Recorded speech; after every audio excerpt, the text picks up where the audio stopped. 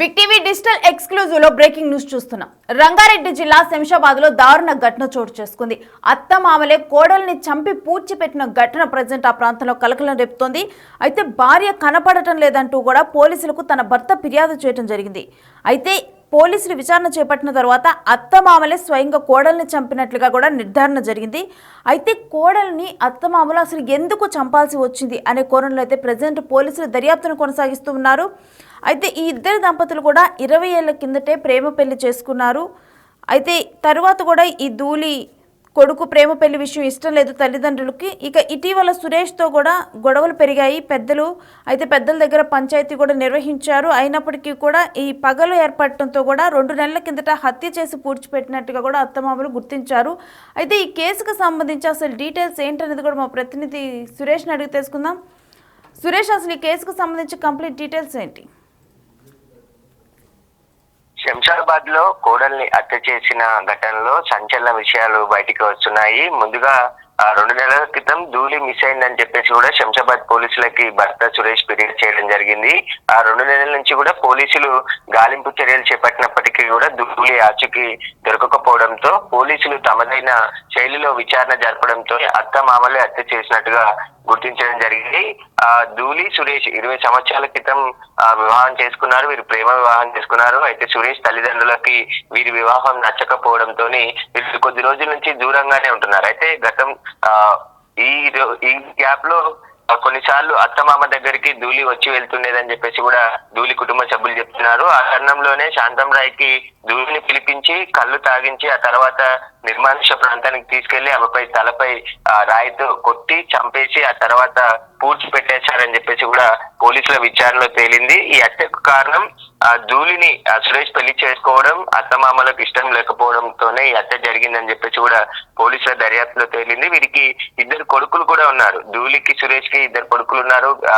ఏదైతే శంషాబాద్ మండలంలోని రామంజాపూర్ తండాలోనే నివాసం ఉంటున్నారు. ఆయన డ్రైవర్ గా పనిచేస్తున్నాడు. అయితే ధూళికి సురేష్ కి గత కొద్ది రోజుల నుంచి గొడవ జరుగుతుంది. సురేష్ మద్యానికి బానిస కావడంతో తరచూ వచ్చి కొడుతుండడంతో కుటుంబ సభ్యులకు చెప్పడంతో కూర్చోబెట్టి మాట్లాడే ప్రయత్నం చేశారు. అయితే ఇదే గొడవని సురేష్ తల్లిదండ్రులు సాకుగా తీసుకొని ధూళిని పిలిపించి ఆమెకు కళ్ళు తాగించి ఆ తర్వాత పురుగుల మందు కలిపిన కళ్ళుని తాగించేసి ఆ తర్వాత ఆమెపై దాడి చేసి హత్య చేసి దారుణంగా పూడ్చిపెట్టారు. మళ్ళీ ఏది తెలియనట్టే కుటుంబ సభ్యుల మధ్యలో తిరుగుతూ ఉన్నారు. తాము కూడా కోడల కోసం వెతుకుతున్నట్టు మొత్తం కుటుంబ సభ్యుల్లో కలిసిపోయి వెతుకుతున్నామని చెప్పేసి కూడా తిరుగుతున్నారు. కానీ వీళ్ళ తీరుపై అనుమానం రావడం, అదే విధంగా ధూళి కొడుకులను విచారించగా అసలు ఎవరెమ్మడెళ్ళింది అనే దానిపై ప్రశ్నించగా అత్త మామలతోనే చివరిగా ఆమె ఇంటి నుంచి బయటికి వెళ్ళినట్టుగా తెలపడం జరిగింది. 2 మనుమలను కూడా వీరు బెదిరించడం జరిగింది.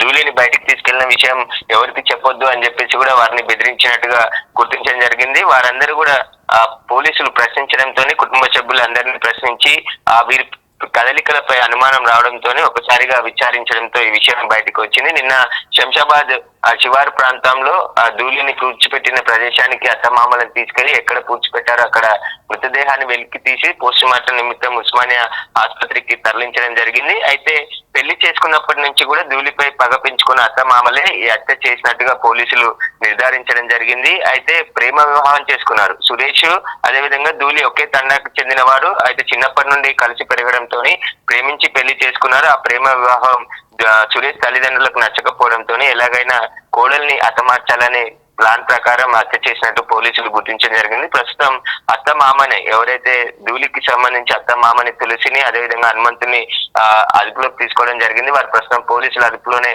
ఉన్నారు. కేసుకు సంబంధించి పోలీసులు అయితే దర్యాప్తు చేస్తున్నారు. ఇంకా వేరే కారణాలు ఏమైనా ఉన్నాయనే దానిపై కూడా కోణంలో దర్యాప్తు చేస్తున్నారు. ముఖ్యంగా కోడలు కొడుకుని పెళ్లి చేసుకుందనే కోపంతోనే, ప్రేమ వివాహం చేసుకుందనే కోపంతోనే అప్పటి నుంచి కూడా తమ కొడుకు దూరంగా ఉంటున్నాడు తమకు అని చెప్పేసి కక్ష పెంచుకొని హత్య చేసినట్టుగా పోలీసులు భావిస్తున్నారు. ప్రస్తుతం ఇంకా విచారణ కొనసాగుతుంది. Right, thanks for the details Suresh.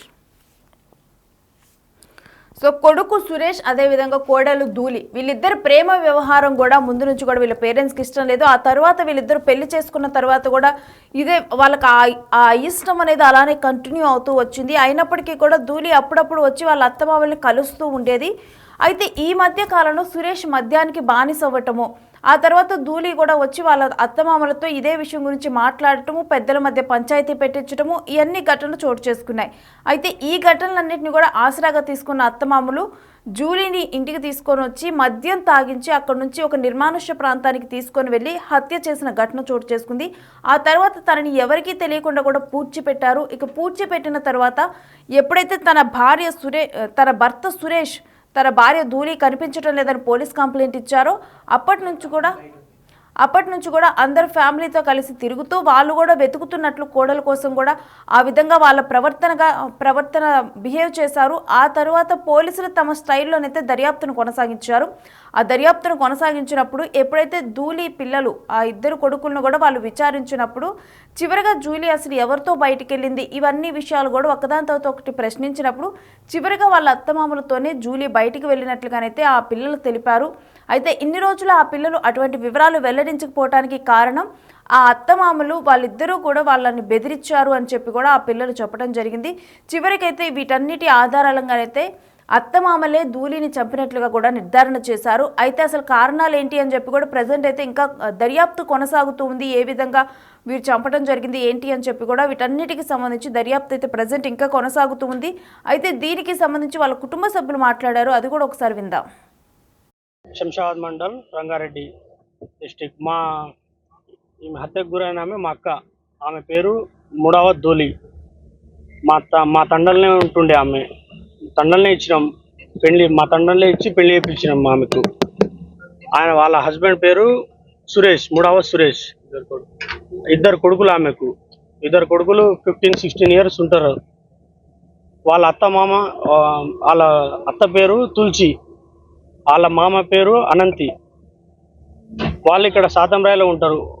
గతంలో అక్కడ మా తాండాలోనే ఉండేవాళ్ళు. వాళ్ళు అక్కడ నుంచి ఇక్కడ బతకడానికి, కూలి పని చేయడానికి ఇక్కడ తోటకు వచ్చారు సాతంరాయ్ దగ్గర.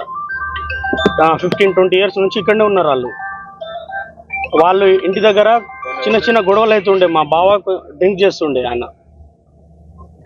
మా బావ డ్రింక్ చేయడం వల్ల ఇంట్లో కొన్ని చిన్న చిన్న గొడవలు అవుతుండే. ఆ గొడవల వల్ల వాళ్ళు ఇక్కడ మా అక్క వాళ్ళ అత్త వాళ్ళ దగ్గరికి వస్తుండే అప్పుడప్పుడు. ఇట్లా మీ కొడుకు నాకు కొడుతున్నాడు తాగి, అది ఇది అని చాలా కంప్లైంట్స్ ఇచ్చినాము. చాలాసార్లు ఇట్లా గొడవలైనాయి. వాళ్ళు గొడవలు పడుకుంటా వాళ్ళు అక్కడే ఉంటుండే తండలో. వాళ్ళకి ఏదో మేము మాట్లాడి సంజాయించి వాళ్ళు గొడవలు పడుకుంటూ అట్లే ఉంటుండే వాళ్ళిద్దరు. వాళ్ళకు ఏం లేకుండే, ఎట్లాంటి ఏం ఇవ్వడం కానీ ఎట్లాంటి గొడవలు ఏం లేకుండే. వీళ్ళు ఇక్కడ ఉంటుండే, వాళ్ళు అక్కడ ఉంటుండే. మొన్న నవంబర్ 10వ తారీఖు రోజు 10 తారీఖు కంటే ముందు ఒక 3 days ముందు మా అక్కకు వాళ్ళ అత్త ఫోన్ చేసి ఇక్కడికి నా దగ్గరికి రా, నీకు పనిలో పెట్టిస్తా, ఇక్కడ పని చేసుకోమని చెప్పి ఫోన్ చేసి రమ్మని చెప్పింది. రమ్మని చేస్తే మా అక్క ఇక్కడికి వచ్చింది, ఆమె దగ్గరికి వచ్చింది. వచ్చి ఒక 3 days వరకు అక్కడే ఉంది. ఉన్నాక ఏదో పని చూపించారంట. ఆ పని నాకు నచ్చలేదు, నేను చేయనని చెప్పి నేను ఊర్లోనే పని చేసుకుంటా, అక్కడే ఉంటా అని చెప్పి మళ్ళీ రిటర్న్ వచ్చేసింది. సరేలే పోమని చెప్పి పంపించేసి వచ్చేసింది. వచ్చిన తర్వాత మళ్ళీ నెక్స్ట్ డే సండే రోజు మా బావ శంషాబాద్ వెళ్దాము, ఏదో స్టవ్ గ్యాస్ ఏదో రిపేర్ కోసం అని చెప్పి శంషాబాద్ వెళ్ళి రిపేర్ చేయించుకొని అట్లే మా మమ్మీ వాళ్ళ దగ్గర వెళ్ళి అక్కడ నైట్ ఉండి మార్నింగ్ వచ్చేద్దామని చెప్పి తీసుకొని వచ్చిండు. ఈవినింగ్ టైంలో 5 o'clockకి తీసుకొని వచ్చిండు. మా ఇద్దరు కలిసి వచ్చారు, భార్యాభర్తలు. మా ఊర్లో బస్ ఎక్కి శంషాబాద్లో దిగిర్రు. వాళ్ళు శంషాబాద్కి వచ్చేటప్పుడు రోడ్డు పైన గొడవ పడుకుంటూ వచ్చిరంట. గొడవ పడుకుంటూ వస్తే ఆ గొడవలో మా అక్క ఆయనకు చెప్పకుండా బస్ దిగేసి వాళ్ళ అత్త వాళ్ళ దగ్గరికి వచ్చేసింది. రాత్రి ఆమె బస్ దిగే వరకే చీకటి అయింది. ఆ చీకటిలో ఇప్పుడు గ్యాస్ రిపేర్ ఉండదని చెప్పి వాళ్ళ అత్త దగ్గరికి వెళ్ళిపోయింది.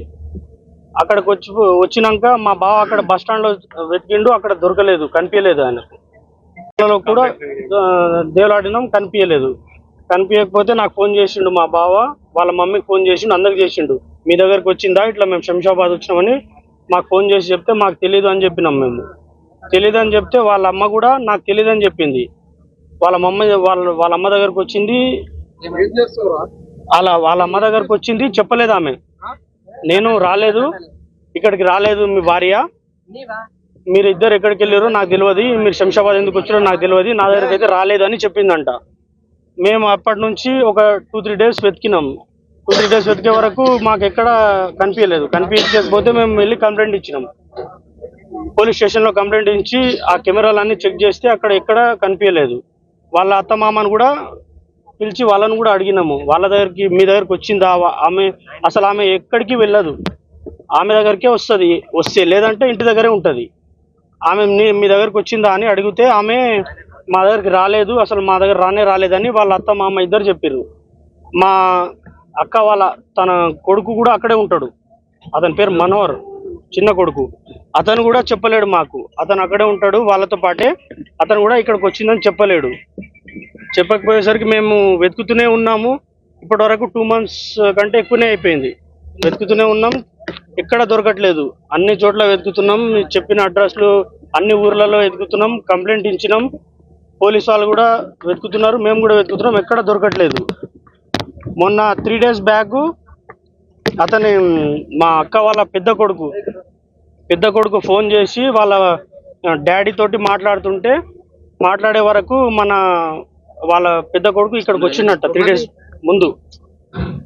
అక్కడికి వచ్చి ఆయన వాళ్ళ తాత వాళ్ళ ప్రవర్తన చూసి ఇట్లా వీళ్ళు ఏదో మా అమ్మకు ఏదో చేసిరని చెప్పి ఆయనకు డౌట్ వచ్చి వాళ్ళ డాడీకి ఫోన్ చేసి ఇట్లా మన తాత వాళ్ళు ఇట్లా ఏదో డౌట్ పడుతున్నారు, మన మమ్మీకి ఏదో చేసినట్టున్నారు వీళ్ళు, నాకు డౌట్ వస్తుంది డాడీ అని అతను వాళ్ళ డాడీకి ఫోన్ చేసి చెప్తే నాకు ఫోన్ చేసి మా బావ చెప్పిండు, ఇట్లా అంటున్నాడు, ఏదో డౌట్ ఉన్నట్టుందంట, ఒకసారి నువ్వు కూడా మాట్లాడని చెప్తే నేను ఫోన్ చేసి మాట్లాడినా.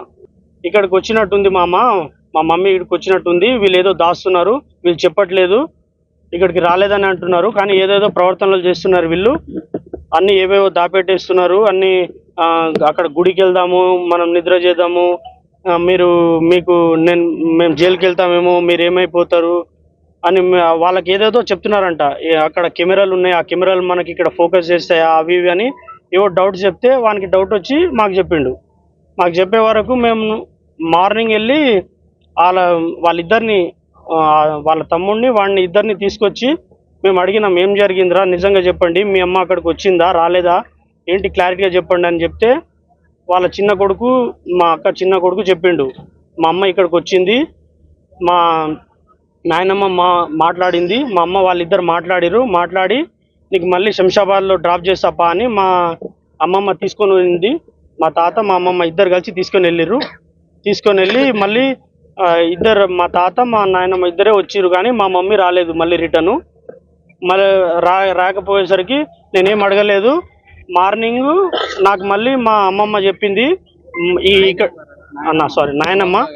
నాయనమ్మ వచ్చి నాకు చెప్పింది, ఇక్కడికి వచ్చిన విషయము ఎవరికి చెప్పకు, ఇక్కడ నువ్వు మీ మమ్మీ వచ్చిన విషయం ఎవరికి చెప్పకు, నువ్వు చెప్తే మన అందరినీ జైల్లో వేస్తారు, మనం ఇక్కడికి వచ్చిన విషయం మనకు అందరికీ పట్టుకుంటారు పోలీసు వాళ్ళు, ఎవరికి చెప్పకు, ఒకవేళ చెప్తే నీకు చంపేస్తా అని చెప్పి బెదిరించింది. ఆమె బెదిరడం వల్ల ఆడు చెప్పలేడు. నిన్న మేము అడగంగా వాడు నిన్న చెప్పేసరికి మేము పోలీసు వాళ్ళ దగ్గరికి తీసుకెళ్లి వాళ్ళను స్టేట్మెంట్ ఇప్పించి అక్కడ నుంచి కానిస్టేబుల్ని తీసుకొని ఇక్కడ సాతంరాయ్ దగ్గరకు వచ్చి వాళ్ళని విచారిస్తే వాళ్ళు అప్పుడు ఒప్పుకొని ఇక్కడికి వచ్చింది, కానీ నేను మళ్ళీ తీసుకెళ్లి శంషాబాద్లో డ్రాప్ చేసిన అని చెప్పింది. ఆమె అబద్ధం చెప్పింది. ఇంకా నేను చంపినా అది ఇది అని ఎట్లాంటి ఏం మాటలు చెప్పలేదు. తర్వాత సార్ వాళ్ళు విచారించే వరకు ఈరోజు మార్నింగ్ చంపేసి అక్కడ డెడ్ బాడీ అక్కడ పాతి పెట్టినా అని క్రైమ్ సీన్ లో చూపించింది. పేరు మనోహర్. ఏమైంది? ఆ రోజు మా మమ్మీ వచ్చిన తర్వాత మా నాయనమ్మ అడిగింది, ఎందుకు వచ్చినావు అంటే ఇక మా డాడీ సతాయిస్తుండు అట్లా అని చెప్పింది. పోయి తీసుకొద్దామని చెప్పింది. ఇక బయట వచ్చారు. బయట వచ్చినాక ఇంకా 1 గంట తర్వాత మా నాయనమ్మ వచ్చింది. మా అమ్మ రాలే. ఇంకా పొద్దున చెప్తుంది, ఇప్పుడు రాత్రి వచ్చిన విషయం ఎవరికి చెప్పకు, చెప్తే ఒకవేళ చంపేస్తా అట్లా అన్నది.